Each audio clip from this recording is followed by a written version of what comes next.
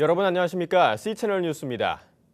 시리아 사태가 갈수록 심각해지는 가운데 서방 국가들이 군사적 개입을 준비하고 있습니다. WCC 세계교회협의회는 이러한 전쟁 가능성에 대해 우려를 나타내며 유엔 안보리에 공개 서한을 보냈습니다. 이인찬 기자의 보도입니다.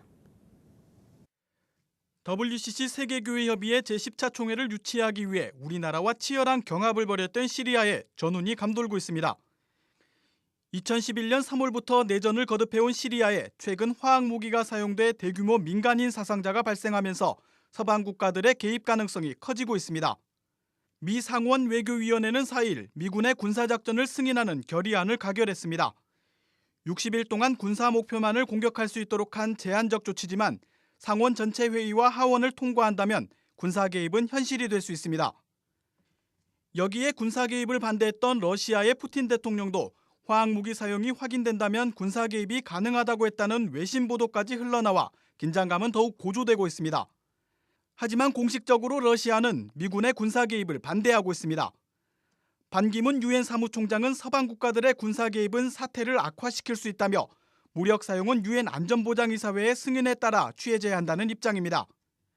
현재 안보리 상임이사국 중 미국과 프랑스, 영국이 군사 개입에 긍정적인 반면 러시아와 중국은 부정적 입장입니다.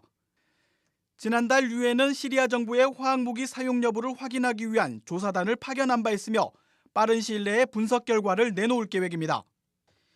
시리아 정부는 서방 국가들의 공습이 있을 경우 가능한 모든 보복 조치를 취할 것이라며 3차 세계대전도 불사하겠다는 입장입니다. 이러한 위기감에 WCC 세계교회협의회 올라프 픽셋트베이트 총무는 유엔 안전보장이사회에 공개 서한을 발송하고 군사적 조치로는 시리아에 어떠한 평화도 가져올 수 없다는 입장을 전달했습니다. 올라프 총무는 시리아 국민에게 필요한 정의와 평화를 위해 시리아 안팎의 모든 세력이 정치적 해결책을 모색해야 한다며 이를 위해 각자의 이익과 입장 차이를 내려놓아야 한다고 제안했습니다. 또 시리아의 지속적인 평화를 위한 국제사회의 노력을 강조하며 특히 미국과 러시아의 지도자들이 만나 정치적 역할을 다해야 한다고 주장했습니다. 마지막으로 9월 7일을 시리아를 위한 세계 기도의 날로 지키자는 프란치스코 교황의 제안에 동참할 것이라고 밝혔습니다. WCC 총회 한국준비위원회 박종화 준비대회장도 최근 한국교계 출입기자들과 만나 WCC 부산 총회 현장에서 시리아 사태에 대한 관련 논의가 활발히 있을 것이라며 WCC 차원의 공식 입장문 등의 결과가 나올 것이라고 전망했습니다. 한편 유엔 난민기구에 따르면 지금까지 시리아 난민은 인구의 10%인 200만 명을 넘었으며 사망자도 10만여 명에 이르는 것으로 추산하고 있습니다. 특히 난민의 절반 이상이 17세 미만이며 지금까지 아동 사망자만도 7천 명이 넘어 안타까움을 더하고 있습니다. 서방 국가들의 군사 개입 가능성이 농후해지면서 제2의 이라크 전쟁이 되지 않을까 하는 우려가 커지고 있습니다. 큰 피해는 무고한 시민들, 특히 힘없는 아이들이 입게 된다는 면에서 전쟁이 확대되는 것은 피해야 한다고 세계교회는 강조하고 있습니다. C채널 뉴스 이인창입니다. 우리나라 국민 6명 중 1명이 술, 도박, 인터넷 등 무엇엔가 중독돼 있다고 합니다. 이 같은 중독 문제 해결을 위한 한국교회의 회복과 치유 사역이 주목되고 있습니다. 곽영신 기자의 보도입니다. 우리 사회 중독 문제가 갈수록 심각해지고 있습니다. 중독 포럼의 조사에 따르면 이른바 4대 중독의 경우 도박 중독이 220만 명, 알코올 155만 명, 인터넷 233만 명, 마약이 10만 명에 달해 중독자가 618만 명이나 되는 것으로 나타났습니다. 여기에 게임, 스마트폰, 성중독과 같은 분야를 더하면 중독자는 무려 800만 명이 넘는 것으로 추산되고 있습니다. 우리나라 국민 6명 중 1명이 무엇엔가 중독돼 있다는 겁니다. 중독에 따른 사회 경제적인 비용도 200조 원에 이르는 것으로 추정되고 있습니다. 글로벌 디아코니아 센터는 중독 포럼을 열고 한국교회가 영성과 역량을 바탕으로 중독 문제 해결에 적극 나서야 한다고 강조했습니다. 한국중독예방 국민운동본부장 조현섭 박사는 오늘날엔 알코올과 마약 같은 물질 중독뿐만 아니라 도박, 인터넷, 게임, 스마트폰과 같은 행위 중독이 늘어나고 있다고 지적했습니다. 또 기술이 발전할수록 행위 중독도 증가해 대인관계 단절이나 사회 문제도 함께 늘어날 것이라고 밝혔습니다. 이에 따라 중독 유발 환경을 차단하는 법을 만들고 교육, 예방 활동을 펼치는 등 종합적인 대책이 필요하다고 전했습니다. 인터넷이나 게임이나 스마트폰으로 인해서 생기는 문제 중에 대표적인 게요. 대화의 단절일 것 같아요.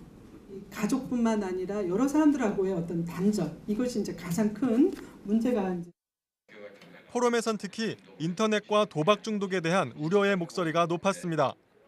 전문가들은 최근 우리 국민의 인터넷 중독률은 7%, 스마트폰 중독률은 11%에 달하지만 정보통신 기술 발달에 비해 법과 제도, 미디어 사용에 대한 인식은 너무나 미흡한 수준이라고 지적했습니다. 도박에 대해서도 사행산업 매출액이 한 해 18조 원이 넘고 초등학생까지 인터넷 도박에 빠져들고 있다며 공공보건의 관점에서 예방에 기여할 수 있는 모든 기관들이 협력해 통합적인 예방 서비스를 구축해야 한다고 전했습니다. 예방 서비스가요. 지금은 굉장히 파편화되어 있습니다. 국가에서 하는 예방, 또 민간단체에서 또 종교단체에서 통합적인 예방 서비스, 예방도 통합적으로 종합적으로 이렇게 접근해주는 것들이 필요하다. 우리 사회 중독 예방과 치유를 위한 한국교회의 역할도 강조됐습니다. 한국회복사역연구소장 고병인 목사는 중독 문제의 근본 원인은 결국 영성과 공동체라며 교회 회복사역, 소그룹 나눔 등을 통해 중독 문제를 치유할 수 있다고 전했습니다. 이슈별로 모이게 되면 또래성이 형성이 되지 않습니까? 그러면 가장 위로받을 수 있는 사람들은 같은 경험을 가진 사람들입니다. 그러니까 이 또래 그룹을 지원 그룹이라고 그러고 회복 그룹이라고 그럽니다. 한편 글로벌 디아코니아 센터는 앞으로 중독 예방 캠페인, 중독자와 가족의 사회 복귀 프로그램, 중독 포럼과 연구 사업 등을 진행할 계획입니다. 우리 사회 중독 문제가 더 이상 방치할 수 없을 정도로 심각해지고 있습니다. 한국교회의 회복사역과 공동체성을 바탕으로 중독자와 가족들을 적극적으로 치유하는 일이 필요해 보입니다. C채널 뉴스 곽영신입니다.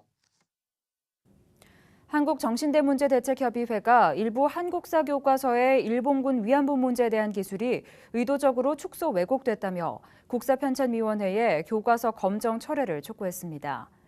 정대협은 5일 발표한 성명서에서 국사편찬위원회가 최근 검정을 통과시킨 교과서 중 교학사 교과서가 일본군 위안부 피해를 의도적으로 축소하고 있다며 국사편찬위에 교과서 심의 과정 일체를 공개하라고 주장했습니다.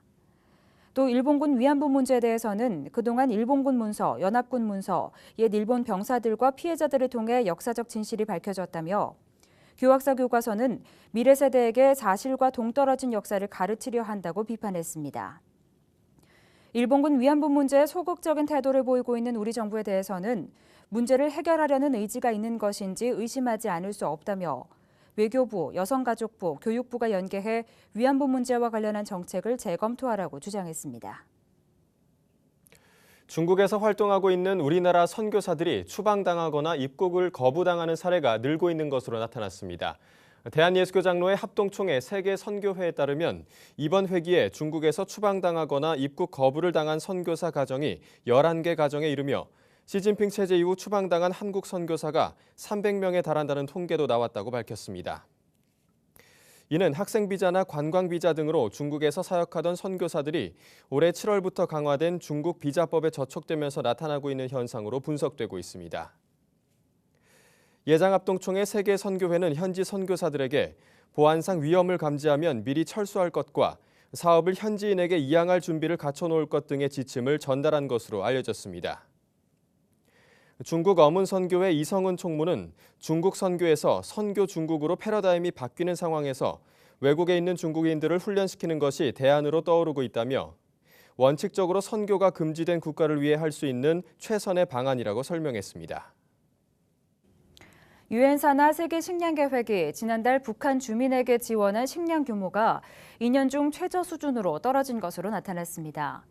세계식량계획은 지난달 북한의 어린이와 임산부 70여만 명에게 약 2,050톤의 식량을 제공했다며 이는 올 들어 가장 낮은 수준일 뿐 아니라 2011년 8월 이후 가장 적은 규모라고 밝혔습니다. 세계식량계획의 나나스카우 북한 담당 대변인은 당초 74만 3천여 명을 지원할 계획이었지만 영양강화식품의 재료가 부족해서 목표만큼 식량을 제공하지 못했고 지원 기간도 줄이게 됐다고 설명했습니다. 스카우 대변인은 올해 들어 국제사회 모금이 급격히 줄어 지난 5월부터 북한 주민을 지원하는 예산을 대폭 줄일 수밖에 없었다며 국제사회에 적극적인 기부를 호소했습니다. 한편 현재 세계식량계획의 대북사업 모금액은 약 8,600만 달러로 필요한 총 비용 1억 5,300여만 달러의 43%가 부족한 상황입니다. 목회자들이 사역으로 인한 스트레스로 다른 직종에 비해 더 많은 우울과 불안에 노출돼 있는 것으로 나타났습니다. 미국 듀크 신학대학교 목회자 건강연구소가 감리교 목회자 1,700여 명을 대상으로 설문을 실시한 결과 목회자의 우울증 유병률은 약 11%로 이는 전국 기준 5.5%에 비해 상대적으로 높은 수치인 것으로 나타났습니다. 또 목회자들 중 불안을 겪는 비율은 13.5%였으며 불안과 우울증을 함께 겪는 목회자의 비율도 7% 이상인 것으로 드러났습니다. 목회자들의 우울과 불안은 교인들과의 상담, 교인들의 요구 충족, 예배 설교 준비 등에서 오는 경우가 많은 것으로 나타났습니다. 목회자 건강연구소의 한 관계자는 목회자가 교인들의 영적 성장을 이끌기 위해 노력하는 동안 우울증에 빠지는 수치가 이렇게 높다는 사실이 우려스럽다며 목회자들도 사역을 떠나 교회 밖에서 친교를 형성하거나 전문적인 도움을 받을 필요가 있다고 밝혔습니다. 한국교회연합이 임원회를 열고 일부 임원 조직 변경과 실행위원회 구성을 확대하는 정관 개정안을 심의했습니다. 한국교회연합은 2-4차 임원회를 통해 대한예수교 장로회 개혁총회가 보내온 대표자 변경건을 다루면서 공동회장 장효근 목사를 임조강 목사로 교체하고 인권위원장 김병호 목사도 교체하기로 결정했습니다. 예장개혁총회는 한국교회 주요 교단이 이단으로 규정한 다락방을 영입, 물의를 빚고 있는 예장개혁 측에 장 목사와 김 목사가 개인적으로 가입해 이 같은 요청을 한교회 측에 하게 됐다고 밝혔습니다. 임원회는 또 실행위원회 구성을 전체 임원과 감사, 상임위원장, 특별위원장, 법인이사까지 포함시키는 내용의 정관 개정안을 심의했으며 임원회 구성도 법인이사와 감사까지 확대하기로 했습니다. 임원회는 이와 함께 법인이사의 손다릭 목사, 장종현 목사, 정서영 목사 등 9명을 추천했으며 9월 중에 실행위를 열어 정관 개정안을 다루기로 했습니다. 이 밖에 뉴스와 날씨를 전해드립니다. 대한예수교 장로회 통합총회가 오는 10일 명성교회에서 제98회 총회 참석자들을 초청해 에큐메니컬 대화마당 시간을 갖습니다. 대화마당 참석자들은 동북아 평화 문제에 대해 대화를 나누고 한반도 평화를 위해 함께 기도할 예정입니다. 한국교회연합이 몽골 울란바토르에서 현지 목회자 200여 명을 대상으로 이단 사이비 집단을 대처하는 교육 세미나를 개최했습니다. 한 교회는 몽골 내에서 이단 사이비에 대한 이해의 폭이 넓어졌다고 평가했습니다. 예배사역연구소가 오는 31일까지 예배목사 아카데미 9기 가을학기 수강생을 모집합니다. 사랑의 교회에서 다음 달부터 12월까지 14주간 진행되는 예배목사 아카데미는 국내 최초의 목회자, 평신도 예배 리더십 양성 과정입니다. 아프리카 식수 개선 지원 사업을 펼치고 있는 개인 코리아가 아프리카 탄자니아의 20번째 우물을 완공했습니다. 서울 성민교회 후원으로 완공된 우물을 통해 킬리만자로산 인근의 미고루베 마을 주민 1000여 명이 깨끗한 물을 공급받을 수 있게 됐습니다. 날씨입니다. 선선한 가을 날씨가 이어지고 있습니다. 중부지방은 구름이 많겠고 제주도의 경우 동풍의 영향으로 밤부터 비 오는 곳이 있겠습니다. 일교차큰 날씨가 이어지고 있으니까요. 계속해서 건강관리에 유의하시기 바랍니다. 아침 기온은 춘천 16도, 서울이 19도를 기록하겠습니다. 낮 최고 기온은 대전 23도, 서울은 25도까지 오르겠습니다. 바다의 물결은 남해동부 먼바다에서 2에서 3m로 높게 일겠습니다. 주간 날씨입니다. 이번 주에는 나들이 가기 좋은 날씨가 이어지겠습니다. 토요일 오전에 제주도 지역에만 살짝 비가 내리겠고 당분간은 초가을 날씨를 만끽하기에 좋겠습니다. 뉴스를 마칩니다. 시청해주신 여러분 고맙습니다.